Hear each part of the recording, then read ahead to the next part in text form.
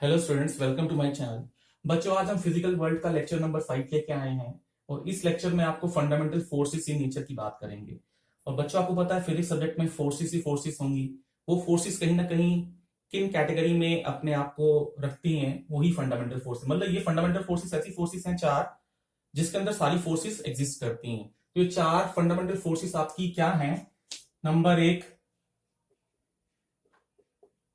Gravitational force, जो आपने class 9th में पढ़ा है, एलिमेंट्री आइडिया, और 11th में पढ़ेंगे। Number two,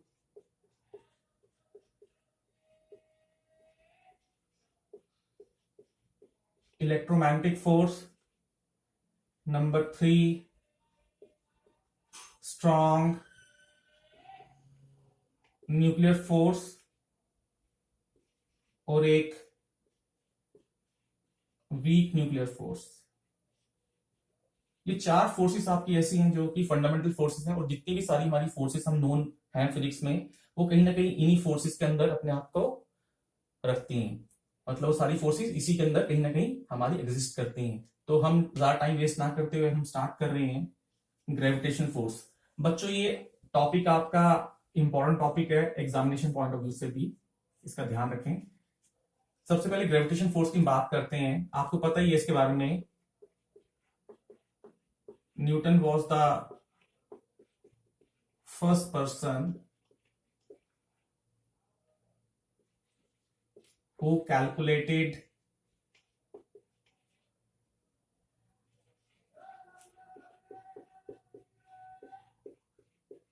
gravitational force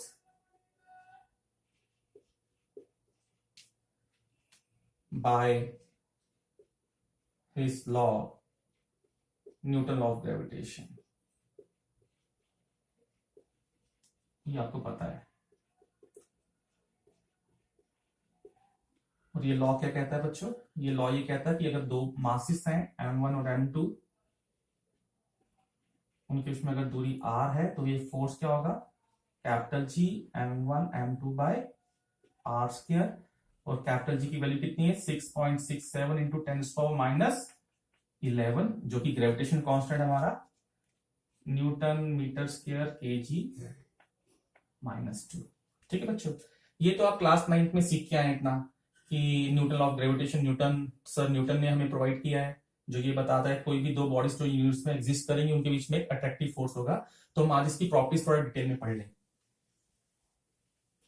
gravitation force की, जो कि हमारा पहला फंडामेंटल फोर्स है, इसकी प्रॉपर्टीज क्या क्या है बच्चों, देख लें। Number one, it is an attractive force. ये आपका एक अट्रैक्टिव फोर्स है। नंबर टू, ये इंपॉर्टेंट प्रॉपर्टी है, it is the strongest, it is the weakest among all the forces. बच्चों, ये जो आपका फोर्स है, कौन सा फोर्स? Gravitation force. ये सब फोर्सेस में सबसे ज्यादा वीकेस्ट फोर्स है। अदरवाइज तो सब चीजें आपस में चिपक जाएंगी। जितने मासेस, अगर ये काफी स्ट्रांग फोर्स होता तो सब चीजें आपस में चिपक जाती। ये सबसे वीकेस्ट फोर्स है। ठीक है। नंबर तीन, it is a central force. ये बच्चों एक सेंट्रल फोर्स है। सेंट्रल फोर्स का मतलब क्या हो गया? अगर ये बॉडी m1 है, ये बॉडी m2 है, इनके बीच में दूरी r है, और मान लो इनके बीच में ग्रेविटेशन फोर्स एग्जिस्ट कर रहा है, और ग्रेविटेशन फोर्स कैसा होगा? अट्रैक्टिव फोर्स होगा। ठीक है, अट्रैक्टिव फोर्स होगा। तो अगर ये बॉडी इसकी ओर जा रही है या ये बॉडी इसकी ओर आ रही है, तो उनका लाइन ऑफ एक्शन क्या होगा? ये लाइन होगी। मतलब इसका मूवमेंट इसकी ओर और इसका मूवमेंट इसकी ओर इस लाइन के लॉन्ग होगा। मतलब ऐसी line, it always act along the line joining their centers। मतलब इनका जो मूवमेंट होगा, इनका जो अट्रैक्शन होगा, वो इस लाइन के लॉन्ग होगा। कैसी लाइन? जो इन दोनों के सेंटर्स के लॉन्ग कनेक्ट हो रही है। इसी का मतलब होता है सेंट्रल फोर्स। जैसे हम ये बात कर रहे हैं कि हम ये कहते हैं कि अर्थ हर बॉडी को अपने किसकी ओर मूव करवाती है, सेंटर की ओर। क्यों करवाती है सेंटर की ओर? क्योंकि ये ग्रेविटेशन फोर्स की वजह से अट्रैक्शन होता है, और ग्रेविटेशन फोर्स कौन सा फोर्स है, सेंट्रल फोर्स है। अगर बॉडी यहां पे होगी तो ये बॉडी कैसे आएगी, इस टाइप से आएगी, ये बॉडी अलोंग द सेंटर। अगर बॉडी यहां होगी कहां आएगी, इसके अलोंग आएगी। ठीक है बच्चों, बॉडी यहां होगी तो इसके अलोंग आएगी। तो अर्थ का सेंटर और बॉडी का सेंटर से जो लाइन बनेगी, ये बॉडी उसकी ओर अट्रैक्ट होगी थ्रू दिस लाइन। वैसे अर्थ की अट्रैक्ट हो रही बॉडी की ओर, लेकिन ज्यादा इंपैक्ट किस पे है, बॉडी पे है, अर्थ का। ठीक है, तो ये मतलब हो गया सेंट्रल फोर्स। नेक्स्ट प्रॉपर्टी इसकी, ग्रेविटेशन फोर्स की नेक्स्ट प्रॉपर्टी है कि it is a long range force. ये एक लॉन्ग रेंज फोर्स है, ये सन और प्लैनेट्स के बीच में भी काम करती है, तभी प्लैनेट्स मूव कर पाते हैं सन के आसपास।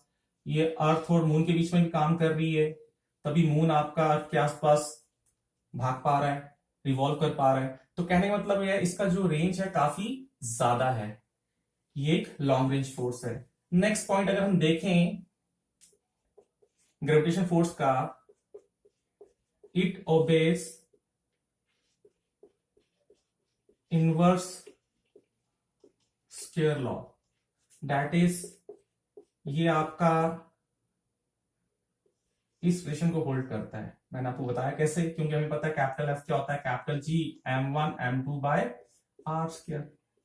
ये कांस्टेंट है, कांस्टेंट तो उसका ये प्रोपोर्शनल बन गया, मतलब फोर्स जो होगा वो डायरेक्टली प्रोपोर्शनल होगा 1 बाय आर स्क्वायर के, या इनवर्सली प्रोपोर्शनल होगा आर स्क्वायर के।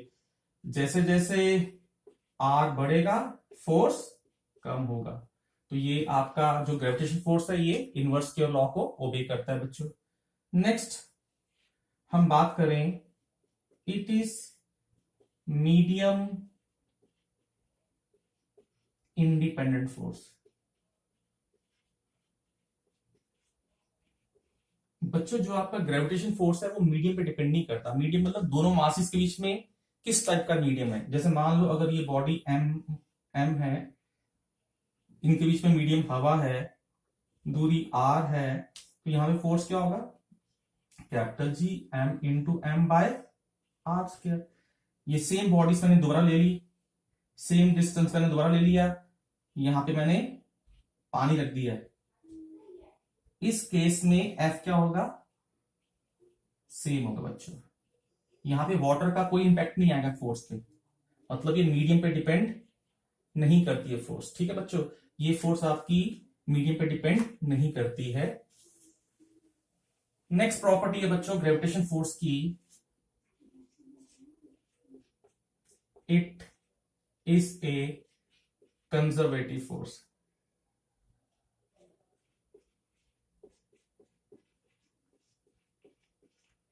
ये बच्चों एक कंजर्वेटिव फोर्स है। ग्रेविटेशन फोर्स जो है बच्चों ये कंजर्वेटिव फोर्स है। कंजर्वेटिव फोर्स का मतलब आपने क्लास 11 में डिटेल में पढ़ना है, वर्क और एनर्जी चैप्टर में।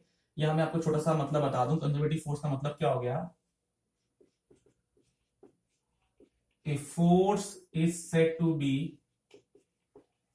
Conservative if work done involving such force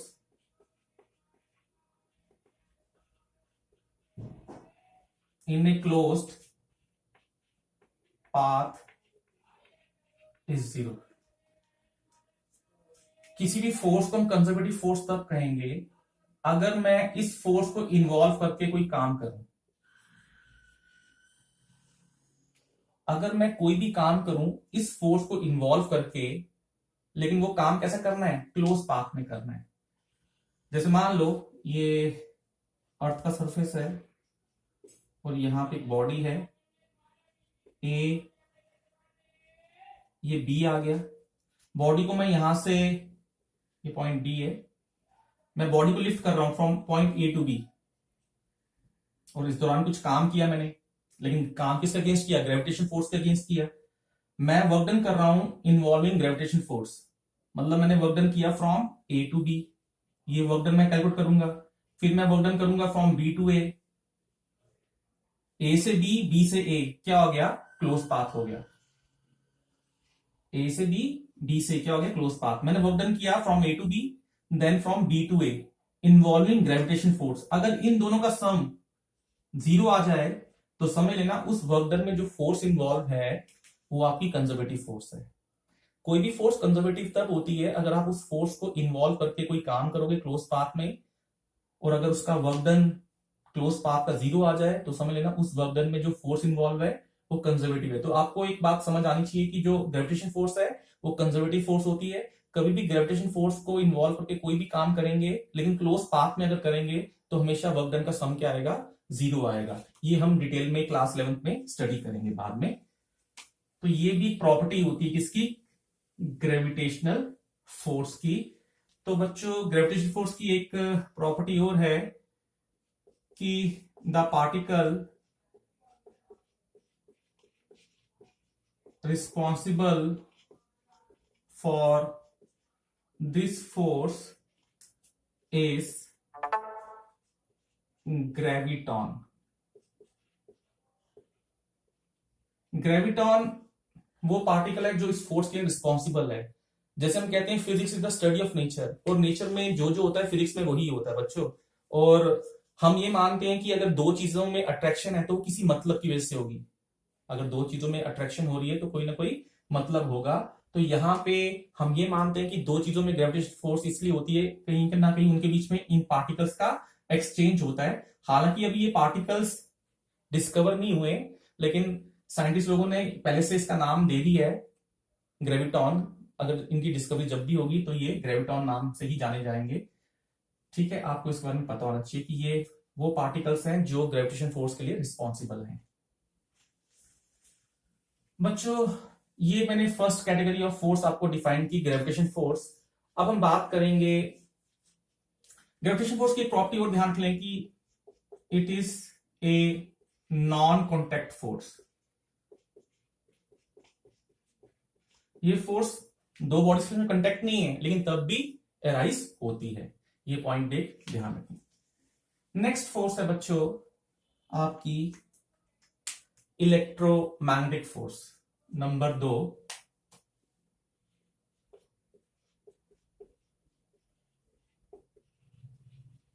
electromagnetic force बच्चों ये जो फोर्स है it is due two charges. ठीक है, ये फोर्स जो होती है चार्जेस की वजह से होती है। ठीक है, ये इलेक्ट्रोमैग्नेटिक फोर्स जो भी होती है चार्ज की वजह से होती है। और अगर चार्ज रेस्ट पे होगा तो इस फोर्स का खास नाम होता है, हम कहते हैं कूलम फोर्स। कौन सा फोर्स होता है, कूलम फोर्स, या फिर हम इसे कहते हैं इलेक्ट्रोस्टैटिक फोर्स। हम क्लास 12 में ये कूलम फोर्स पढ़ेंगे या इलेक्ट्रोस्टैटिक फोर्स पढ़ेंगे तो आपको समझ आना चाहिए कि ये जो कूलम फोर्स है या इलेक्ट्रोस्टैटिक फोर्स है ये आपकी इलेक्ट्रोमैग्नेटिक फोर्स है। ठीक है, ये दोनों फोर्सेस कहां आती हैं, इलेक्ट्रोमैग्नेटिक फोर्स में आती हैं। कूलम फोर्स को ही इलेक्ट्रोस्टैटिक फोर्स कहते हैं बच्चों। और ये कहता है कि अगर दो चार्ज रेस्ट में है और उनपे दूरी r है तो इनमें कूलम फोर्स कितना होगा, k q1 q2 by r square. k q1 q2 by r square. ठीक है, यहां पे k की वैल्यू होती है बच्चों 9 इंटू 10⁻⁹। ठीक है, ये वैल्यू होती है k की 9 इंटू 10⁻⁹। q1 क्या है, चार्ज, q2 क्या है, चार्ज, r क्या है, दूरी। लेकिन यहां पे आपको ये समझना है कि ये जो फोर्स है ये भी ओबे कर रही है क्या, 1/r² का रिलेशन। ये फोर्स जो होती है it is medium dependent force. ये मीडियम डिपेंडेंट है।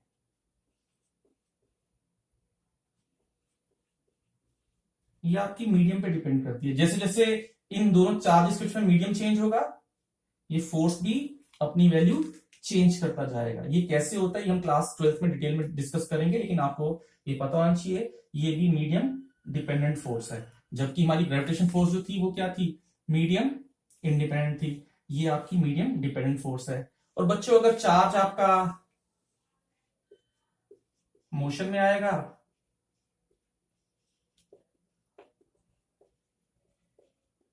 हमारी मैग्नेटिक फोर्स राइज होती है, हमारी मैग्नेटिक फोर्स राइज होती है। ठीक है, चार्ज जब मोशन में आएगा तो करंट बनेगा, करंट बनेगा तो मैग्नेटिक फील्ड बनेगी, और मैग्नेटिक फील्ड बनेगी, और मैग्नेटिक फील्ड में जब भी कोई चार्ज पार्टिकल मैग्नेटिक फील्ड में जाएगा तो मैग्नेटिक फोर्स एक्सपीरियंस करेगा, जब भी कोई current carrying conductor magnetic field में जाएगा वो मैग्नेटिक फोर्स एक्सपीरियंस करेगा। तो चार्ज जब मोशन में आएंगे तो मैग्नेटिक फील्ड बनेगी। ठीक है, तो मैग्नेटिक फील्ड ही मैग्नेटिक फोर्स का एराइज करेगी। तो ये जो आपकी मैग्नेटिक फोर्स है, ये जो आपकी कूलम फोर्स है, जो आपकी इलेक्ट्रोस्टैटिक फोर्स है, ये सब की सब आपकी इलेक्ट्रोमैग्नेटिक फोर्स के ही अंडर आती हैं बच्चों। ठीक है, अभी यहाँ पे मैं मैग्नेटिक फोर्स में डिटेल में बता रहा हूं, वो हमें क्लास 12 में डिटेल में पढ़ना है। अब इलेक्ट्रोमैग्नेटिक फोर्स के बारे में और जान लें कि बच्चों all contact forces are electromagnetic forces. जितनी भी कॉन्टैक्ट फोर्सेस होती हैं वो सब की सब इलेक्ट्रोमैग्नेटिक फोर्सेस होती हैं बच्चों। कॉन्टैक्ट फोर्सेस मतलब जैसे मैं मार्कर से लिख रहा हूं व्हाइट बोर्ड पे, तो जो मार्कर की इंक है that sticks to the white board. जैसे एग्जांपल ले रहा हूं, marker ink stick to white board.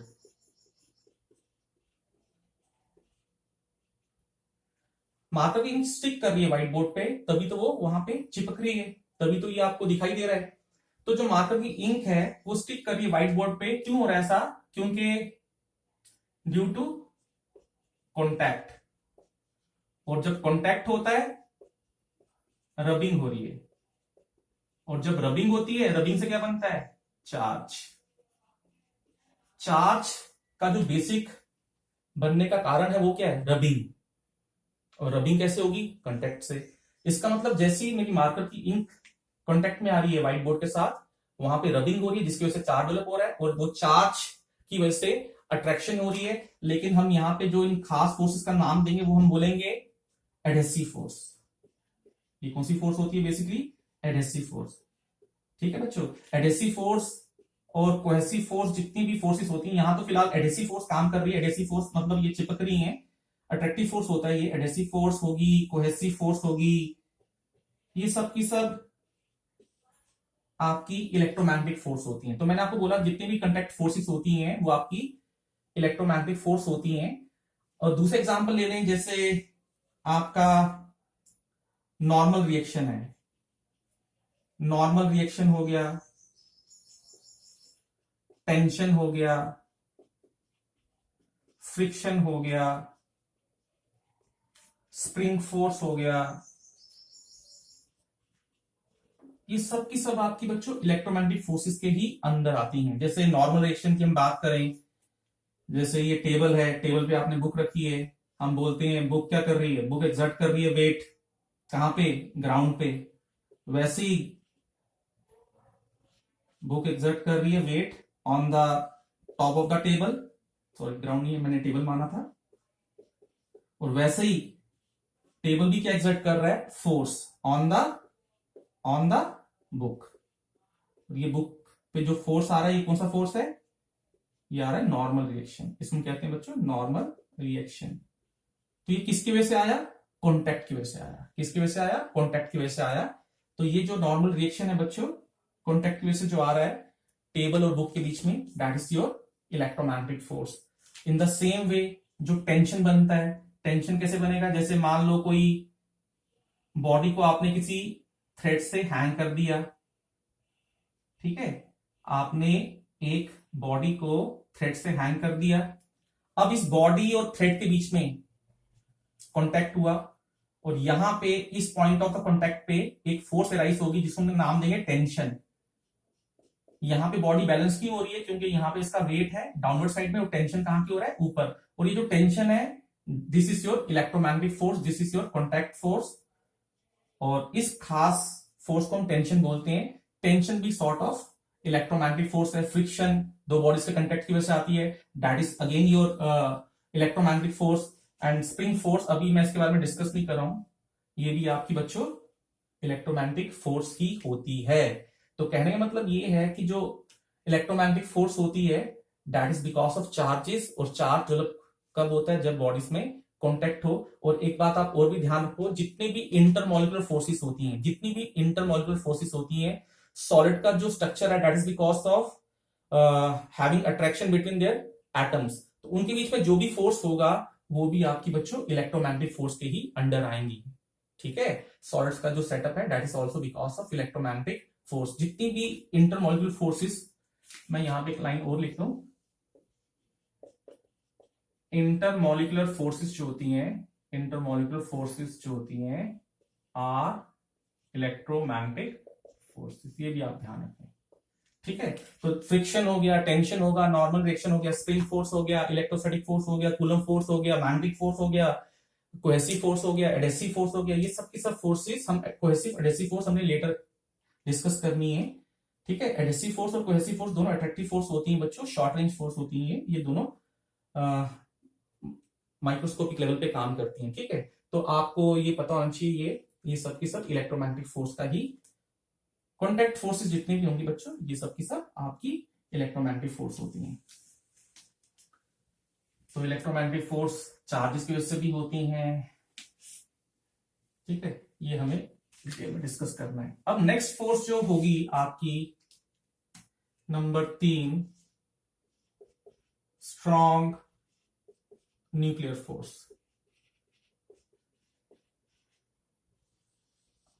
Strong nuclear force बच्चों, रदरफोर्ड का मॉडल जब आया था तो रदरफोर्ड के मॉडल ने ये बताया कि हमारा एटम है, एटम के सेंटर में क्या है, न्यूक्लियस है, और न्यूक्लियस में क्या है, प्रोटॉन्स हैं। ठीक है, रदरफोर्ड के मॉडल के दौरान तो यही पता था कि सारा पॉजिटिव चार्ज कहां पे है, सेंटर में, और रदरफोर्ड ने उसको सेंटर पार्ट को क्या बोला, न्यूक्लियस बोला। लेकिन प्रोटॉन के बीच में तो रिपल्शन होती है, तो अगर सारा पॉजिटिव चार्ज एक ही जगह पे है तो उनको रिपेल होना चाहिए था। तब हमारी एक नई फोर्स का ओरिजिनेशन हुआ, न्यूक्लियर फोर्स। और न्यूक्लियर फोर्स आपकी ऑपरेट होती है, it operates at A short distance, और वो डिस्टेंस क्या है, 10⁻⁻15 मीटर, और ये आपका न्यूक्लियोसाइज का डिस्टेंस है बच्चों।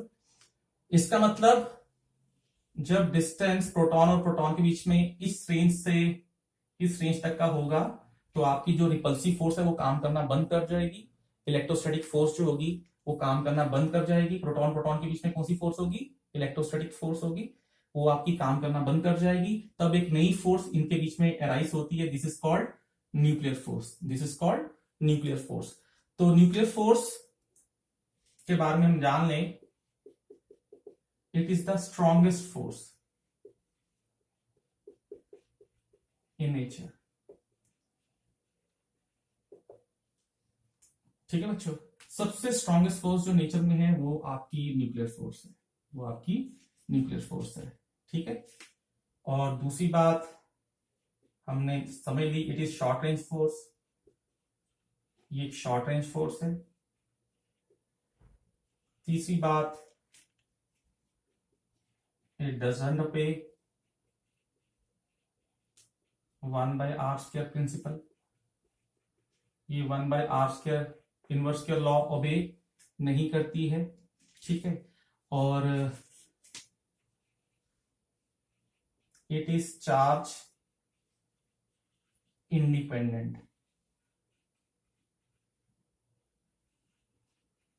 ये चार्ज पर डिपेंड नहीं करती, मतलब प्रोटॉन प्रोटॉन के बीच में, प्रोटॉन न्यूट्रॉन के बीच में, न्यूट्रॉन न्यूट्रॉन के बीच में भी एग्जिस्ट करती है।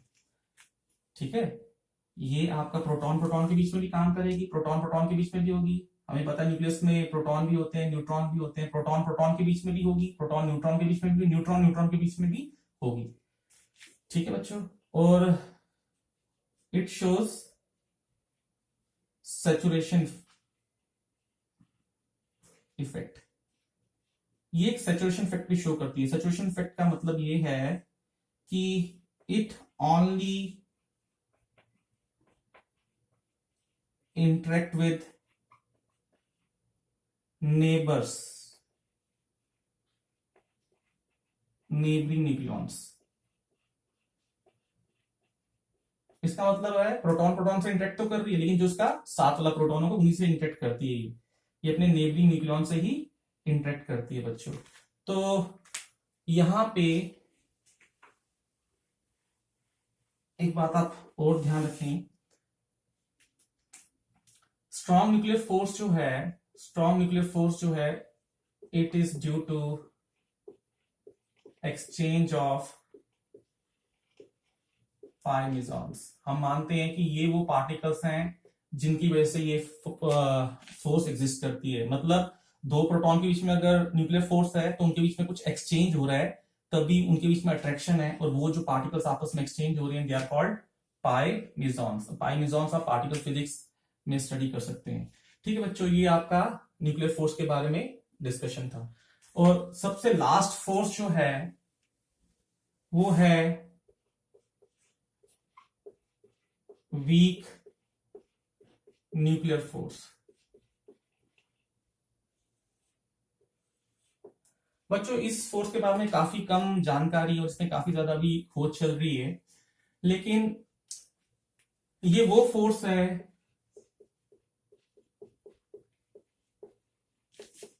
This force is responsible for radioactivity,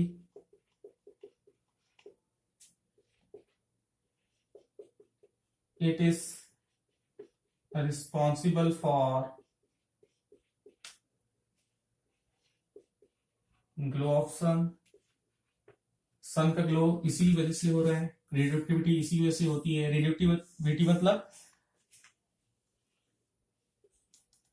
DK of nucleus, nucleus का टूटना। अभी मैंने कहा कि न्यूक्लियस के अंदर न्यूक्लियॉन्स हैं, वो बाइंड अप हो रहे हैं with a strong nuclear force, तब भी न्यूक्लियस टूटता है। अगर न्यूक्लियस का साइज बड़ा हो जाए वो अनस्टेबल हो जाता है और वो टूट जाता है, और उसी प्रोसेस को हम बोलते हैं रेडियोएक्टिविटी। जैसे हम यहाँ पे वीक न्यूक्लियर फोर्स का एग्जांपल के लिए समझते हैं कि बीटा डीके का एक प्रोसेस है बच्चों।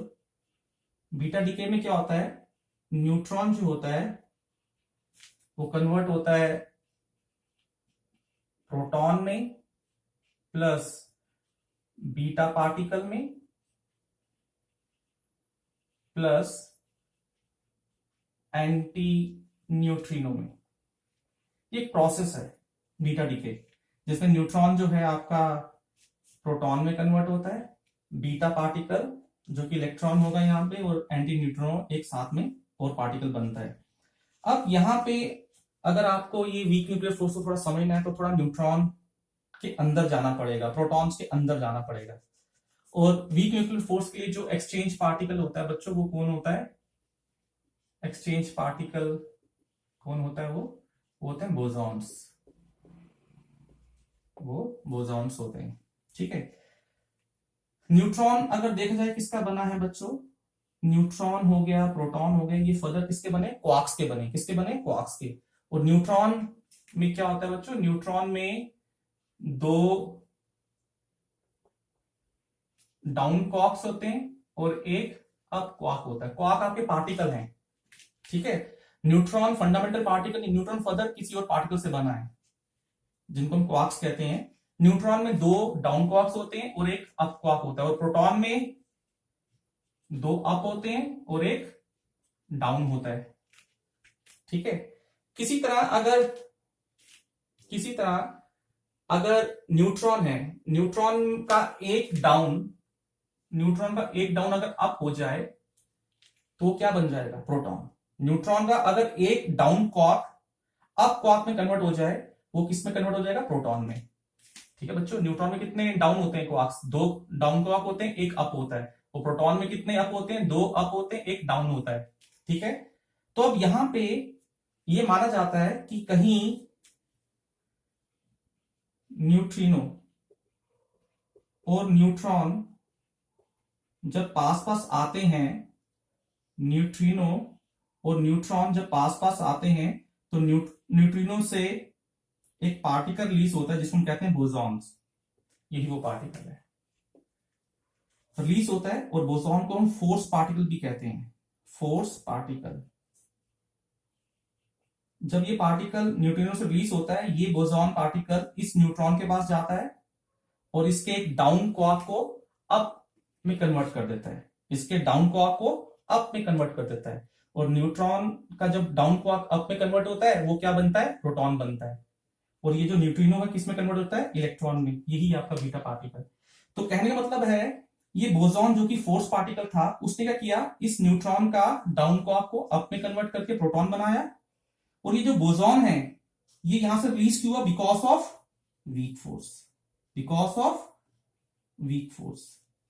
बोसॉन न्यूट्रिनो से रिलीज वीक फोर्स की वजह से होता है, क्योंकि बोसॉन फोर्स पार्टिकल है, ये कन्वर्ट करता है न्यूट्रॉन को प्रोटॉन में by converting the internal elementary structure of the particle. आपका जो डाउन क्वार्क है उसको अप में कन्वर्ट करेगा, जिससे न्यूट्रॉन प्रोटॉन में कन्वर्ट होगा, और न्यूट्रॉन का प्रोटॉन में कन्वर्ट होना मतलब एलिमेंट का चेंज होना, और एलिमेंट का चेंज होना मतलब हमें नए एलिमेंट्स का मिलना। और यही हमारा रेडिएटिविटी है, डिके ऑफ न्यूक्लियस। एक न्यूक्लियस का दूसरे न्यूक्लियस में कन्वर्ट होना। एक न्यूक्लियस दूसरे न्यूक्लियस में कैसे कन्वर्ट हो रहा है, by the conversion of neutron to proton, by the conversion of quarks, up quarks to down quark, मतलब अप डाउन में कन्वर्ट हो रहा है, डाउन आपका अप में कन्वर्ट हो सकता है, because of this force particle boson. तो ये बोसॉन पार्टिकल आपका न्यूट्रॉन से रिलीज इसलिए होता है बिकॉज ऑफ वीक फोर्स। यही आपकी वीक न्यूक्लियर फोर्स का एग्जाम्पल है बच्चों। तो हमने ये देखा कि चार तरह की आपकी ये आपकी जो वीक न्यूक्लियर फोर्स है, ये तो सब एटॉमिक पार्टिकल्स पे काम कर रही है यहाँ पे, इस टाइप की रिएक्शंस पे। ये आपका रियल लाइफ से इसका कोई कंसर्न नहीं है। रियल लाइफ में हम जो फोर्सेस देखने को मिलती हैं वो आपकी ग्रेविटेशन फोर्सेस हैं। रियल लाइफ में जो हमें फोर्सेस देखने को मिलती हैं वो कौन सी होती हैं, वो आपकी इलेक्ट्रोमैग्नेटिक फोर्स है, कुछ हद तक कॉन्टैक्ट फोर्सेस हैं, मैंने आपको बताया। ठीक है, तो ये आपका चार तरह की मैंने आपको फोर्सेस के बारे में बताया कि किस किस तरह की आपकी फोर्सेस होती हैं। अब मैं इसको छोटा सा एक टेबल से इसको समराइज कर दूं, मैंने जो बोला।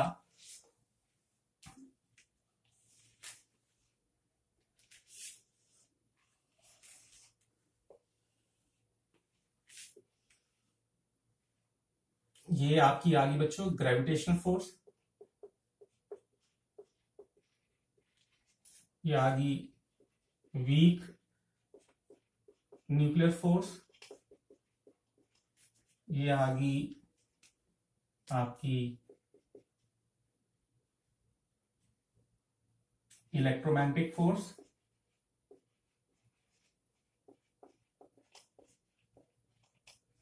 और एक आ गई आपकी बच्चों स्ट्रॉन्ग न्यूक्लियर फोर्स। सबसे पहले हम इनकी स्ट्रेंथ की बात कर लें, इनकी स्ट्रेंथ की, कौन कितनी पावरफुल है। अगर मैं इसको 1 मानूं तो ये आपकी 10⁻² आ जाएगी, ये आपकी 10⁻³ आ जाएगी, ये आपकी 10⁻39 आ जाएगी। ठीक है बच्चों, इसका मतलब ये है कि ये आपकी 1/100 टाइम्स, 1/100 टाइम्स वीकर है स्ट्रॉन्ग फोर्स से। ये आ गया 1/10⁻13 टाइम्स वीकर आ गई किससे, स्ट्रॉन्ग न्यूक्लियर फोर्स से। और ये आप वैसे वैसे प्रूव करके दिखा सकते हैं। ठीक है बच्चों, तो सबसे स्ट्रॉन्ग कौन सी है, nuclear force, strong nuclear force. और सबसे वीक कौन सी है बच्चों, ग्रेविटेशन फोर्स। ठीक है, अब दूसरा पॉइंट अगर हम इसमें ले लें, रेंज इसका कौन कहां तक काम करता है, तो आपको मैंने बताया इसका रेंज इनफिनाइट है, काफी दूर दूर तक काम करती है। इलेक्ट्रोमैग्नेटिक फोर्स भी काफी दूर दूर तक काम कर सकती है, दो चार्जेस के बीच में फोर्स काफी दूर तक एग्जिस्ट कर सकता है। जबकि वीक न्यूक्लियर फोर्स और शॉक ये आपकी 10⁻15 मीटर तक काम करती है, और इसका रेंज भी शॉर्ट है। इसका मतलब ये शॉर्ट है, ये भी शॉर्ट है। तीसरा अगर हम पॉइंट लें, इनका ऑपरेटिंग पार्टिकल्स क्या है, ये किन किन के बीच में ऑपरेट होती हैं। तो ग्रेविटेशन फोर्स तो ऑल ऑब्जेक्ट्स इन यूनिवर्स, बस मास होना चाहिए, ये एग्जिस्ट करती हैं। जो इलेक्ट्रोमैग्नेटिक फोर्स किस बीच में एग्जिस्ट करती हैं, बिटवीन चार्जेस के बीच में एग्जिस्ट करती हैं। ये किस में एग्जिस्ट करती हैं, बिटवीन न्यूक्लियॉन्स के बीच में एग्जिस्ट करती हैं, न्यूक्लियस में एग्जिस्ट करती हैं। जबकि वीक न्यूक्लियर फोर्स कहाँ एग्जिस्ट करती हैं, ये इंटरेक्ट करती हैं बिटवीन इलेक्ट्रॉन एंड न्यूट्रिनो। अभी वीक न्यूक्लियर फोर्सेस के बारे में काफी रिसर्च चल रही है, क्योंकि ये पार्ट है पार्टिकल फिजिक्स का, और पार्टिकल फिजिक्स में भी बहुत सारे पार्टिकल्स इन्वेंट हो भी गए हैं और हो भी रहे हैं, तो ये एक पार्ट ऑफ डिस्कशन ही रहेगा हमेशा। और अगर हम बात करें एक्सचेंज पार्टिकल्स की,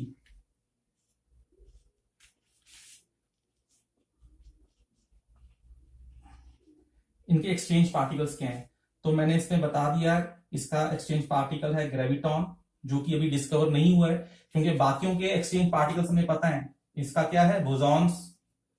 इलेक्ट्रोमैग्नेटिक फोर्स का फोटॉन है बच्चों, और स्ट्रॉन्ग न्यूक्लियर फोर्स का क्या है, मिजॉन्स है, पाई मिजॉन्स। क्योंकि इनके एक्सचेंज पार्टिकल हमें पता है, इसका अभी डिस्कवर नहीं हुआ है, इन्हीं तीनों के बेस पे हमने इसका भी एक्सचेंज पार्टिकल का नाम पहले से ही रख दिया कि अगर कभी डिस्कवर होगा तो उसका नाम हमें ग्रेविटॉन, जबकि ग्रेविटॉन के बारे में बता दें अभी ये डिस्कवर नहीं हुआ बच्चों। तो मेरा ये अटेम्प्ट था कि आपको मैं बताऊं कि फंडामेंटल फोर्सेस नेचर में क्या क्या एग्जिस्ट करती हैं। इसमें से जो 11th में हमने फोर्सेस पढ़नी है वो कौन कौन सी फोर्सेस पढ़नी है। 11th में आपने जो फोर्सेस पढ़नी है बच्चों डिटेल में, एक तो ग्रेविटेशन फोर्स पढ़नी है, उसका फ्रिक्शन पढ़ना है, ठीक है बच्चों, फ्रिक्शन पढ़ना है, टेंशन पढ़ना है, स्प्रिंग फोर्सेस पढ़नी है। जबकि ये आपकी जो न्यूक्लियर फोर्स है और जो स्ट्रॉन्ग न्यूक्लियर फोर्स है इनके बारे में अभी हमें नहीं पढ़ना है, कूलम फोर्स के बारे में अभी हमें नहीं पढ़ना है, वो हम क्लास 12 में पढ़ेंगे। आई होप कि आपको ये थोड़ा ब्रीफिंग फोर्सेस के बारे में समझ आया होगा। थैंक यू बच्चों।